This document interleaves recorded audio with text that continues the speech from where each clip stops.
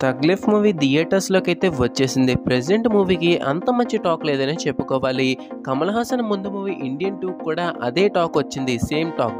So మనకి 'Indian 2'కి 'Indian 1'కి sequel అనే advantage ఉంది. దానికి శంకర్ కూడా తోడే మంచి హైప్ వచ్చింది.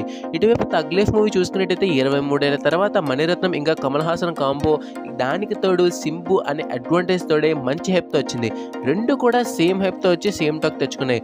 మరి వీటి కలెక్షన్స్ కూడా సేమ్ ఉన్నాయా లేదా తేడా ఉందా? సో ఈ రెండు మూవీస్ యొక్క ఫస్ట్ డే కలెక్షన్స్ కంపేర్ చేద్దాం. అందుకంటే ముందు మన ఛానల్ సబ్స్క్రైబ్ చేసుకోకపోతే వెంటనే మన ఛానల్ సబ్స్క్రైబ్ చేసుకోండి. ఇంకా లేట్ చేయకుండా మనం కంపారిజన్లోకి అయితే వెళ్ళిపోదాం.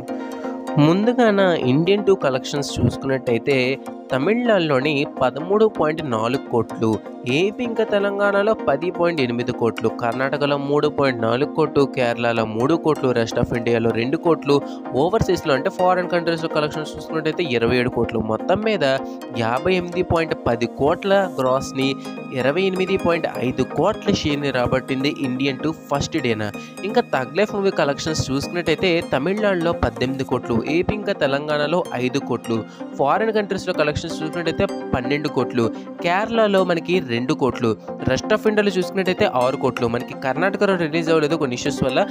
దానివల్ల ఒక 2 to 3 crores లాస్ వచ్చిందనే చెప్పుకోవాలి. సో ఎనీవే మనం మొత్తం మీద కలెక్షన్స్ ఎంత సంపాదించింది 'థగ్ లైఫ్' ఫస్ట్ డే అంటే 40 కోట్ల గ్రాస్ని, 24 కోట్ల షేర్ని రాబట్టుకుంది.